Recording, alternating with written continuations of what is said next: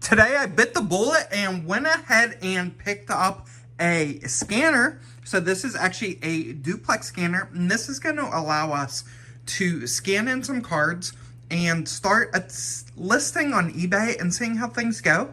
If you're unfamiliar, for the past, what is it now, 12 years, so since 2014, I've been selling on TCG Player to kind of fund my hobby. So I open packs, list duplicates on TCG Player, and help get those funds back to buy more singles, maybe buy more packs, things like that to build out my collection. Well, I decided to give eBay a roll just to kind of see how it goes, and I actually just picked up, or ordered rather, 10,000 bulk cards.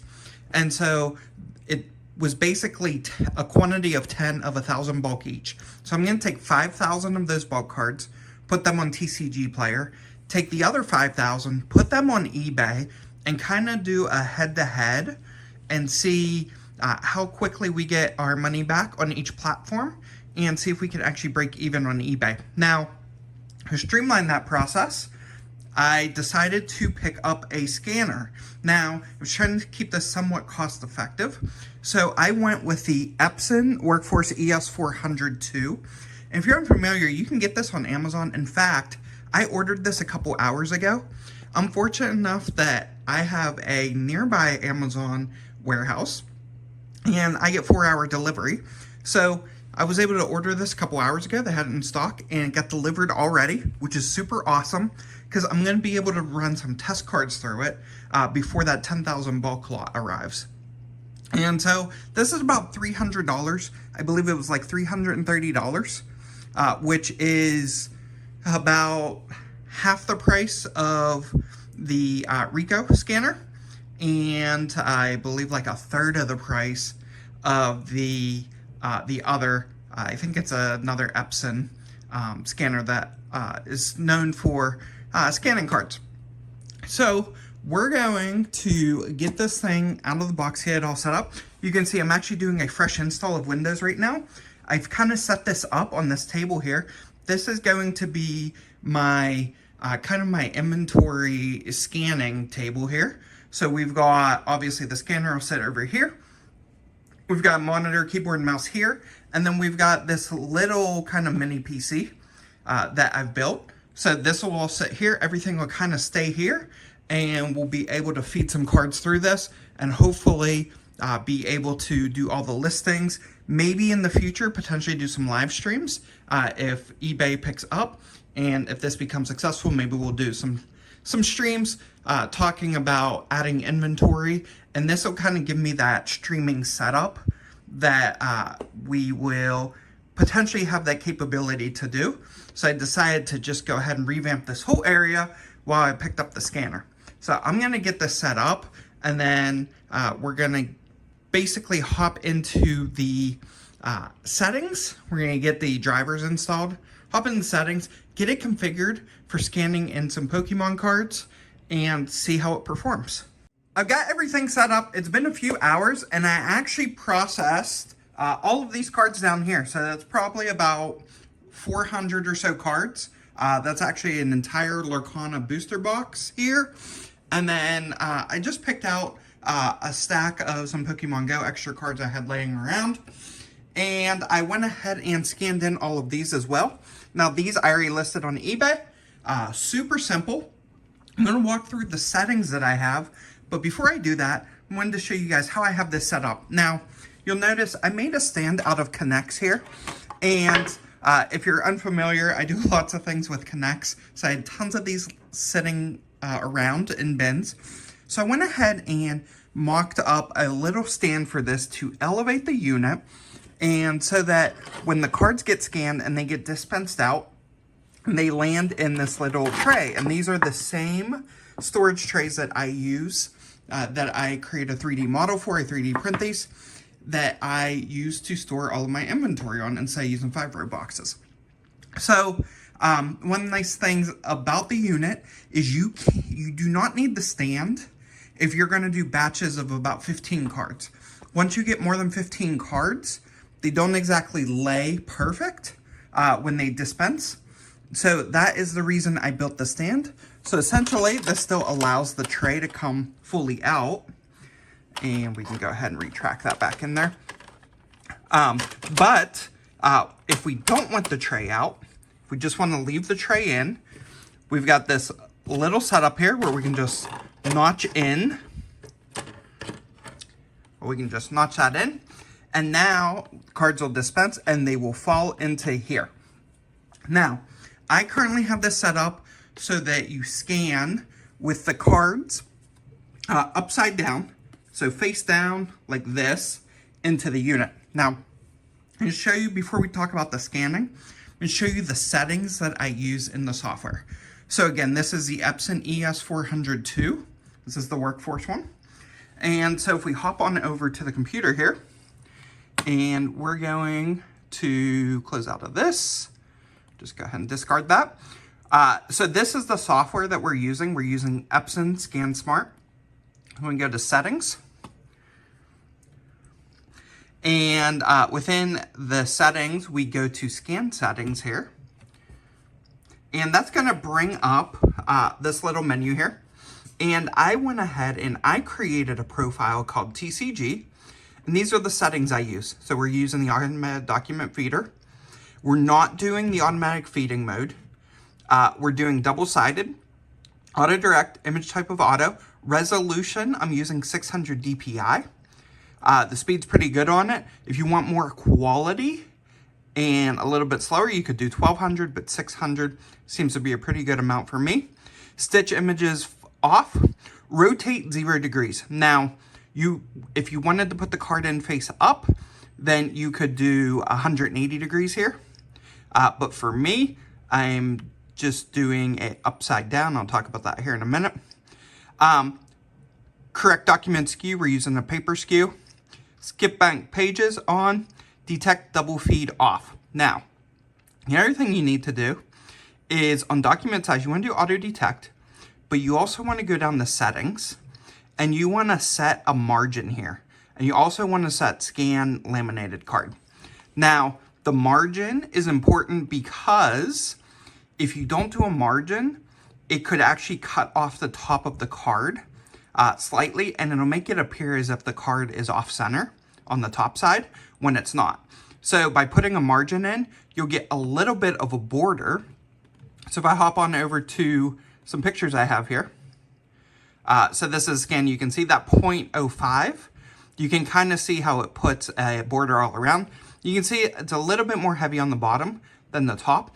And if you don't do that margin, the image will actually cut into the top of the card, giving the perception it's off center when it's not. So you want to make sure you put a margin in. You could do 0.1. I chose to do 0.05. I didn't want anything too thick there. And then you're just going to apply those. Those are going to stick to the printer, but again, you can create a profile if you want. And then if you head on over to the advanced section, here you can adjust the brightness and contrast. And this may be something that you want to play with. I left this as the default, but if we hop on over to like their Lorcana foils, you can see they're somewhat dull. They come across dull. These are those reverse foils from Lorcana. And then if I go to some Pokemon Go reverses, these actually look pretty good. So I left it as is. I think it's just the foil that is on the Lorcana cards. So you could, if that bothers you, you could play with it. I have only opened one booster box of Lorcana. That's what's on my store right now. So I decided just to leave that as that default. So we can go ahead and close out those settings. Those are the settings I use. Now, super easy. All I do to scan these in is I just take a stack of cards and I try to do 20 or less. For the purpose of this video, we're just going to grab a few Pokemon Go ones here. And I'm going to take them. And as I've got them upside down, backwards, we're just going to slot them in right there. Slide this in so they're a little bit snug. Now, you have 3 options for scanning with this. You can scan the cards raw, like I'm doing right now. And there's a roller inside the unit. You can leave that in. Works great when you're scanning raw cards. If you want to scan with top loaders, you can do that. I'm going to show you that here in a minute. You can see I got a couple cards here with top loaders. You can scan those perfectly fine. Same thing, penny sleeves. These will scan with this scanner. Sometimes they can stick together, so we'll talk about that. But in order to do the top loaders and the penny sleeves, you have to take the roller out. So what we're going to do first is we're going to scan these and then take a look and see what that looks like. So if we hop on over to the computer, we're just going to hit the scan button, and that's it. It's going to auto start scanning here. Now this is a USB scanner, so you can kind of see it's scanning. It's dropping them in there just one by one, and it's taking from the furthest back to the plate outward. So it's going to be the exact order that you stack them, since we stack them in reverse order. And here you can kind of see they're starting to come in as it's scanning them. And I have it set to do a two-sided scan. You can do a one-sided scan if you want. But the advantage of this scanner is it is a duplex scanner. So it will scan both sides in one shot. And you can see they're all just going to drop down in the storage container in the order that they're being scanned in. It doesn't take long at all. It's actually pretty good. I thought it was going to be slower, but it's actually pretty good speed, so I like it. So there you can see however many cards we scanned there, and it is wrapping up. So it's done now. So we ended up with 34 scans. So that means we had 17 cards in that stack. And you can just kind of click through and you can see what those scans look like here. So we've got like the Melmetal, or the Meltan, sorry, from Pokemon Go. We've got a Squirtle, we've got a Charmander, we've got a rare candy. And so these are all looking good. And like I talked about, that margin is such important, basically because it starts scanning a little bit late, if you will. But we can compensate for that, which is super nice. And so that's what we're able to do here. And we still get all those clean edges. Same thing on the back. We get that clean back look as well. So now we can say next, and we can say save. And cool thing about this is we give it a prefix. So let's just say I wanted to call this, let's just do batch A. So if I do batch A here, and we'll go select that, oops. Actually, let's just do F. We'll do batch F, and then you can see it's going to number it 001. If you already have files in your folder from like a batch F from a previous run, it will detect that, and then it'll increment it to the latest number, +1. You can select your file type. I'm just doing JPEGs for all these. And I've created a custom folder called scans. I'm going to hit save. It's going to ripple through, and it's going to save all of those scans. So all of those scans are now in this folder. So you can see we've got batch F 001, 002, 003, 004. So it's front, back, front, back, front, back. Now, I am using a tool called CardUploader, and it's free to start. You get, I believe when you start, you can get like 100 free scans or something like that. I have the Pro plan, or the subscription plan, if you will, which allows unlimited scans. And this is the biggest thing for me, is the unlimited part. Now, I'm not going to go through the full setup of this, but essentially I've connected this to my eBay account. And if I hop on over to configuration and go to eBay, you can kind of see, so it's connected to my eBay account, and it's brought in my default payment policy, shipping policy, and return policy. This is important because when we scan these and we basically transfer them over to eBay, it's going to load them with our shipping policy. So for me, that's going to be like free shipping, our return policy, all of that. It's basically going to stamp it with data from our account, which is super cool. You can also set up a shipping rate table here. So you can say, like, if the price is less than $20, do free shipping. But if it's over $20, you know, do $5 shipping or whatever, because you need to send it in a bubble mailer. So What we're going to do though is we're going to go over to ungraded cards, and I'm going to switch this to English Pokemon. And here you can give this a prefix, and this is cool because this becomes kind of a SKU number in eBay on your auction listing, so you can easily identify the card.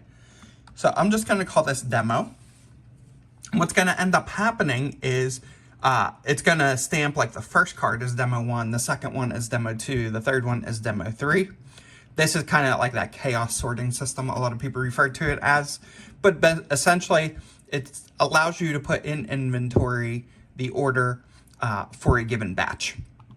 And then I'm going to say next, kind of leaving everything else as default here. And here we're going to select the image. You can select up to 500 cards at a time or 1,000 images. So we're just going to select all the batch F cards that we selected. So that's those 17 cards. We're going to say open. And now what's going to happen is it's going to load all those files, and we're going to say process 17 English Pokemon cards. If you did single scans, instead of doing 2 images, you go to the 1 image tab. But for me, I did front and back for everything. We're going to say process.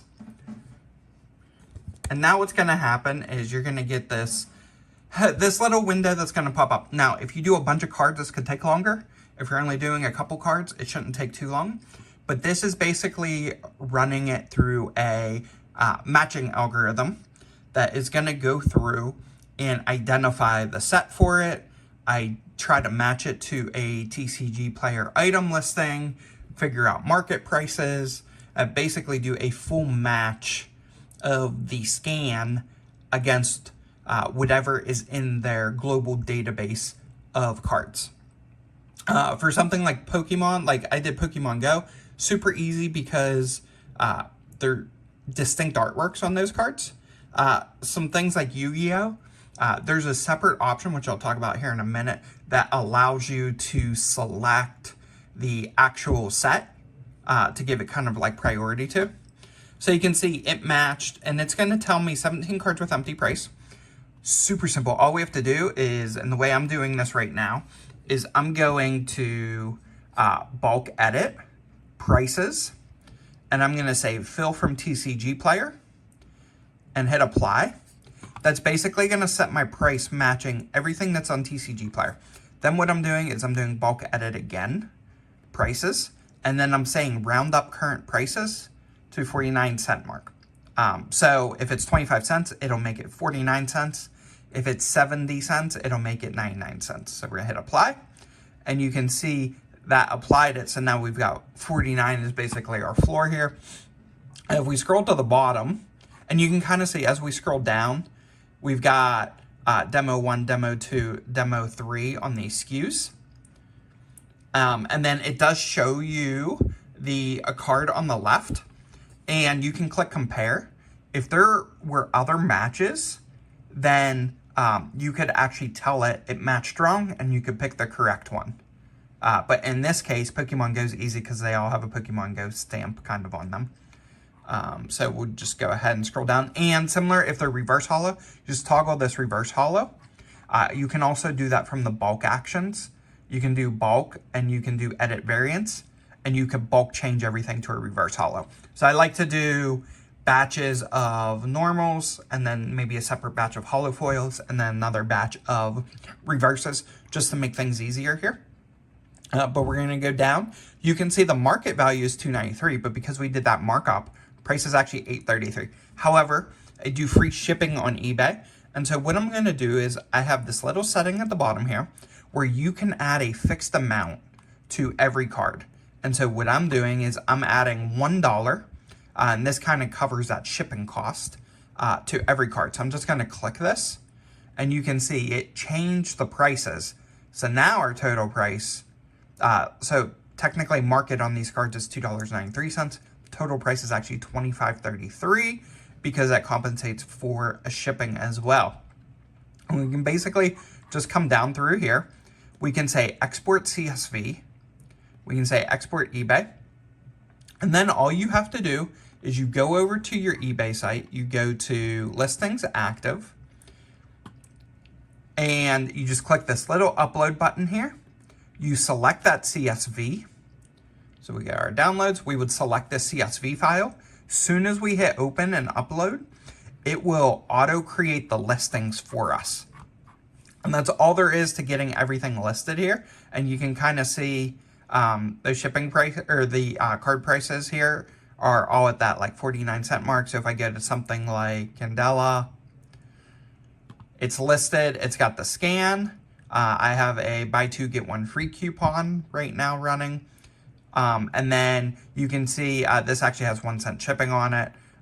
But my newer listings should be free shipping. So if I go back to like a more recent one, I was messing with my shipping settings earlier and you can't have the same setting twice. So I ended up creating one that was 1 cent that I need to deprecate.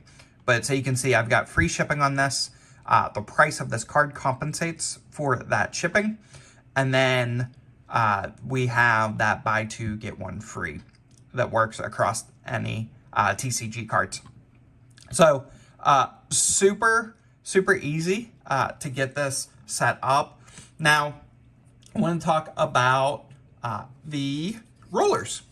So that's all there really is to getting it up. And then once you do that export and upload, you can kind of just navigate away from this. You don't have to do anything with it. They all stay in previous batches. And you can see that I actually did a couple test scans here of and we're going to pull this up. I'm going to show you this to you guys. So I did a test scan of the same Yu-Gi-Oh card 3 times. One was in a top loader, one was in just a penny sleeve, and one was raw. So if we pull up this first one, you can see this is actually in the top loader. And so I scanned this. I'm going to show you this with a couple cards here. But basically we scanned that one, and then we scanned it in a penny sleeve. So you can kind of see that penny sleeve on the border there. And then we also scanned it raw. Now, this is a super rare from Tournament Pack. So it is a full foil. The entire image is all foil. And if we hop on over, we imported all 3 to see how the matching would work. And you can see it detected a perfect match each time, which is great to see. You can see that card is currently only valued at 42 cents. Now, we didn't list this one, but you can see with Yu-Gi-Oh, right, you've got that same artwork across a bunch of cards. So the way I handle these is when I do the import, so I get ungraded cards, and I come here and I would do like English Yu-Gi-Oh. I can do under advanced matching options, I can come here, I can say prioritize sets, and I can tell it the set I'm scanning so that it knows to match on that. So these I know are Speed Duel Tournament Pack 1s. So I can come here and it will use that as a priority during the matching process. So if you're already set sorting ahead of time, and then you're just maybe not alphabetizing or anything like that, you run them through, you know what set that card's for, it's going to make your life probably a lot easier just because it's going to streamline the matching process. You won't have to validate as much.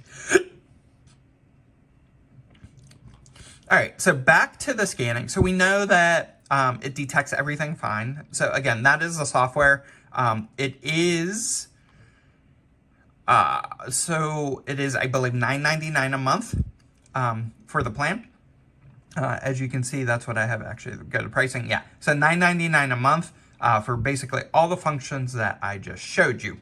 Now, another caveat that I want to mention that you have to be aware of is if we hop back on over to the selling section and we scroll down, you can see that, let me see if it shows, here it shows.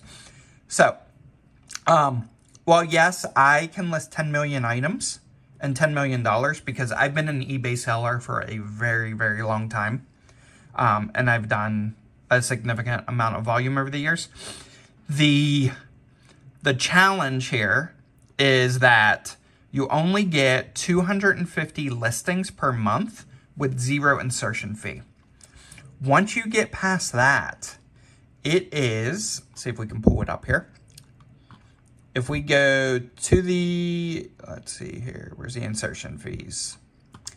They're going to be, see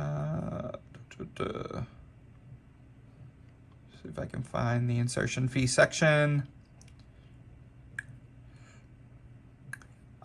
Essentially, it's like 30 cents per card, I believe. But yeah, here it is. So you get 250 free, then you have to pay 30 cents for every card you list, regardless of if it sells or not. So once you exceed that 250, now, if you get a higher plan, like if you have an enterprise plan, which costs significantly more, then you can, list 100,000, and then it's 5 cents for each additional one. But I'm on the starter plan, which is like $5 a month. And it's one of those things that you're basically, if you're trying to do volume, it's going to cost you a significant amount. And so you're definitely going to have to mark up the cards. If you don't get sales, then it's going to be really rough. This is the part where the scanner's great. Love it. The tool is great, CardUploader.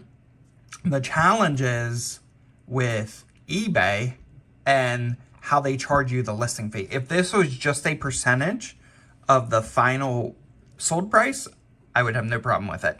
But, let's say you have 20,000 cards on your TCG Player store. If you want to list 20,000 cards over here, you basically need to have the anchor plan, which allows you to list 25,000 a month for free. And that one, if we go, I don't even know if I can get to manage subscription, maybe. Change subscription. So the anchor is $300 a month, which is absolutely crazy. And if you go month to month, it's $350. So it's a significant amount to justify listing bulk cards. So if you're just selling EXs, if you're just selling full arts, things like that, maybe a little bit different. But I am primarily a bulk seller. And so this is kind of that area where, okay, I've listed about 300 and some cards. So I've burned through pretty much all of my free listings for the month. And I mainly started with cards that have not had any traction on TCG Player.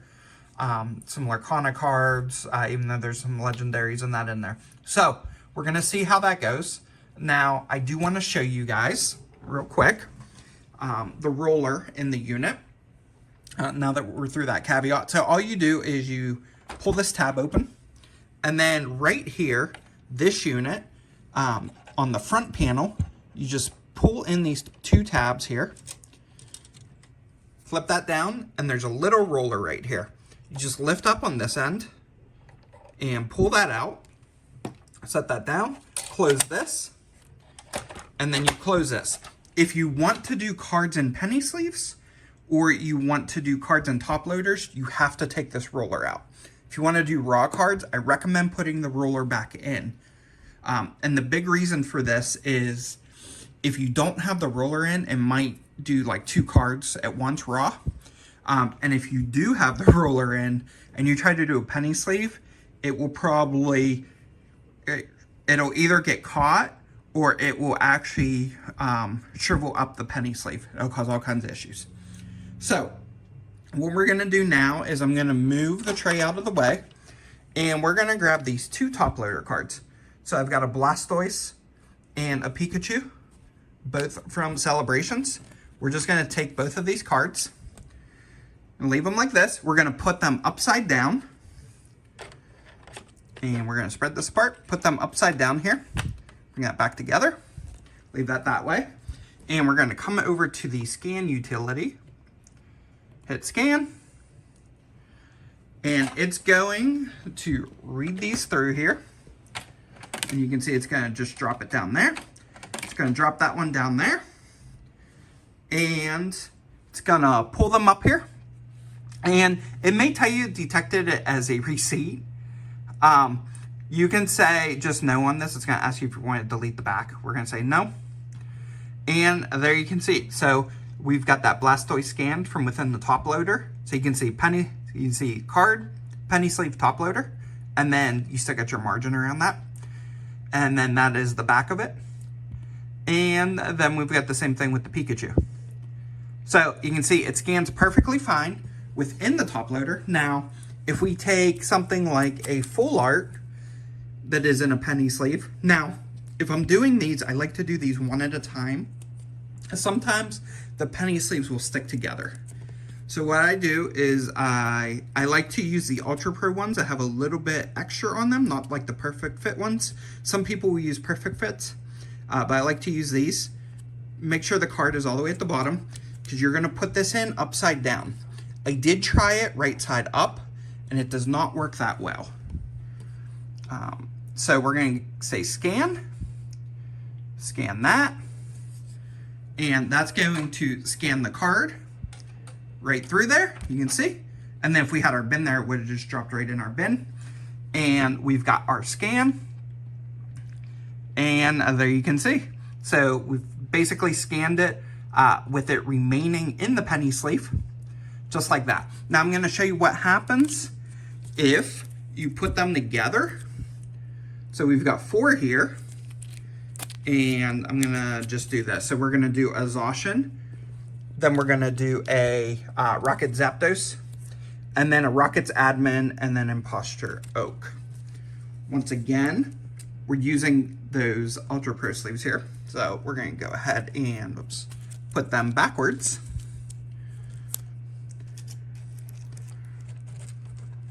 All right, we're gonna set them right down in there.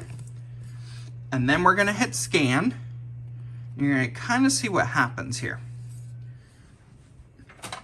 So it's gonna start scanning. We've got the first one. But see how those came out? It actually pulled all 3 together. And what'll end up happening on that scan here is you can kind of see that. So that first card, perfectly fine. But then when it got to the second, it actually started pulling, as it was pulling that one through, it pulled the other ones with it. So if you're going to do penny sleeves, I recommend doing it within the top loaders or doing them individually. It's perfectly fine to do them individually. It doesn't take long to scan at all. So if I take that, that Rocket Zapdos as an example, I put it back in the unit and I hit scan again. Go ahead and let that scan. Okay, just like that, it's done. And we've got a good scan of that one. And then similar, we could take the Rockets Admin next, put it in upside down, hit scan. And you can do everything from within the screen. So you can just stay on the screen and it'll build a bigger and bigger batch for you. So that scan's done. And there you can see Rockets Admin. So it's all there. Love the scanner. It's working great for me. As I mentioned, the biggest thing is trying to figure out what I want my pricing strategy to be on eBay and determining the cards that I want to list on eBay without having to pay that 30 cents in fee, especially if I'm not really making sales. You know, I don't want to just go all out and start listing tons of cards because of those insertion fees. Now, sometimes eBay does run like extended insertion fees, so you can list, let's say, 500 cards in a month without any insertion fees, so keep an eye out for those. The other thing I want to mention is you do not need an eBay store. However, the reason I did the eBay store, it's kind of twofold. One is, with my personal account, I was allowed 250 or 150 insertions, I believe. And then when I switched to the store, it reset my counter. I got an additional 250. So I basically instantly was able to list those 330 cards. It's super nice. I still have a little bit of a buffer there. The other thing is I was able to create a coupon So if I get discounts, and you can see here that I have this coupon that is basically buy two, get one free. So this will hopefully promote, some cost savings for the end customers, given that I am factoring in shipping into the card price. It makes all the cards seem, significantly overpriced when they're, they kind of are to a certain extent, but that is because I have the free shipping. The shipping is factored into the cost of the card. So some of these cards, like this one, this Eevee, technically the card's only listed at 25 cents. It's actually less than that because you're looking at like 78 cents for the shipping label minus the fees that are going to get accrued. And so it's kind of right on par with what it would be on like TCG Player. The problem is the bulk game's probably not going to work very well on eBay because of the insertion costs. So I'm going to continue to kind of go through some cards, figure out what I want to list on eBay. I'm going to leave all the Lurkana cards on there. And then we're going to make a decision on, we might only list like a couple more this month. And then next month, we'll basically start clean and we'll have another 250 that we can list. And we'll probably stick with like reverse hollows, maybe some full arts or double rares, and go from there.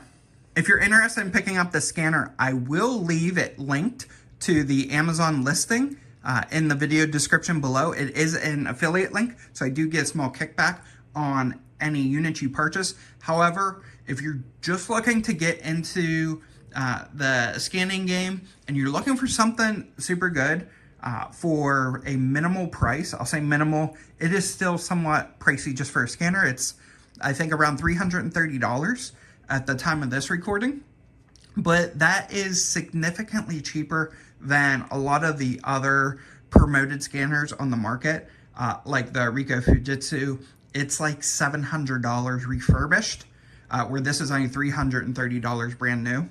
So yes, it doesn't have that big of a hopper on it, but you don't need that, especially if you're sitting here and you're scanning cards. Like, I got through all these Lurkana cards in maybe 20 minutes or so. It did not take me long. I just took them, separated them in batches of 20, fed them through, hit scan, put another 20 in, hit scan again, another 20, scan, put them all into one big batch, and then ran them all through CardUploader. Honestly, running them through CardUploader took the longest. The actual scanning process did not take long at all.